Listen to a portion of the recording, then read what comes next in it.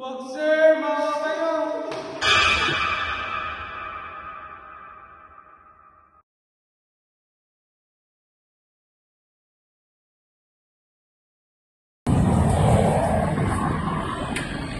Ay, sa wakas! Nandito na ako sa pinapangarap kong university, WPU. Ito na ang sagot sa pag-abot sa aking mga pangarap.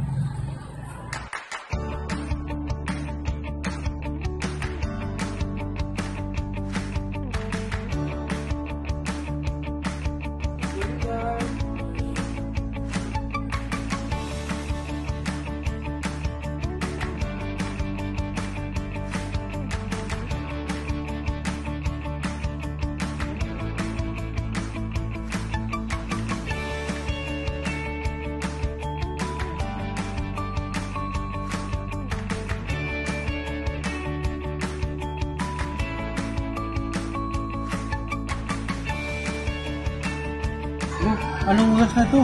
Exam ko na.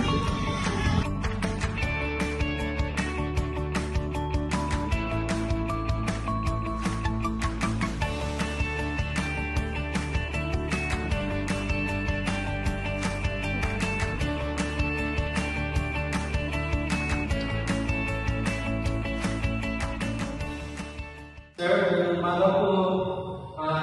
Sir, hindi po ba ako sa magagawa ng exam? Oh, yes, Mr. Kwan. Bakit na-late ka? Anong oras na? Sir, pasensya na po sir kung bakit na-late ako. Working student po ako sir.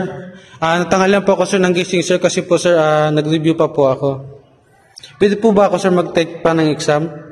Okay, Mr. Kwan. Ano ka na, exam ka na. Meron ka lang isang oras para mag-exam. Salamat po sir.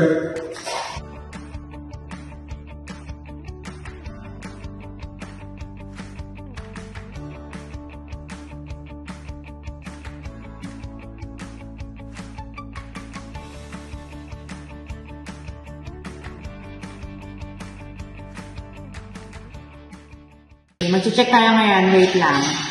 Dahil marami kang bagsak sa akin, yung mga activity mo na pinasanakaraan sa akin is mga bagsak.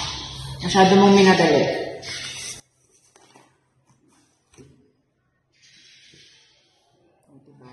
Sabi ko sa'yo, mali-mali. Nag-aaral ka ba talaga, Mr. Kwan? Opo sir. Ang dami mong bagsak.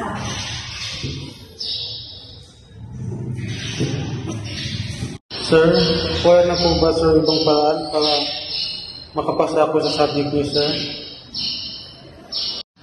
Meron naman, kung gugustuhin mo. Ano po yun sir? Pumunta ka na lang sa office ko mamaya. Opo sir. Okay.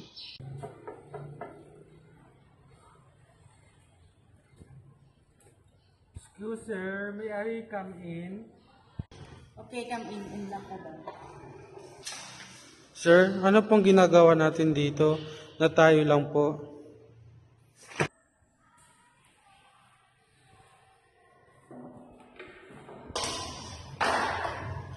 Sir?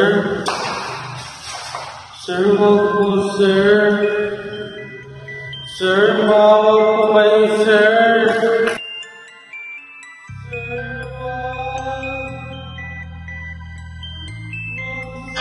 wag.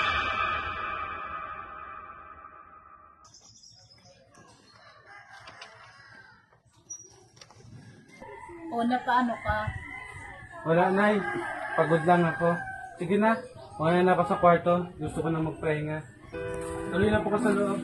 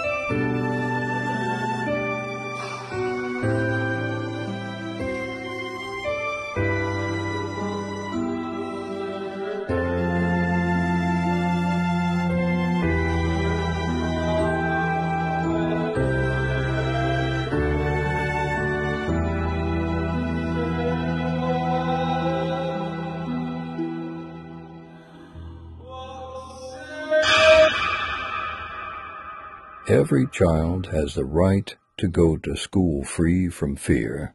However, many girls and boys across the globe said that school is where they experience violence, harassment, sexual abuse, exploitation, and other forms of humiliation that come from the hands of peers, teachers, or even school authority, according to UNICEF. We stand against violence against women and children.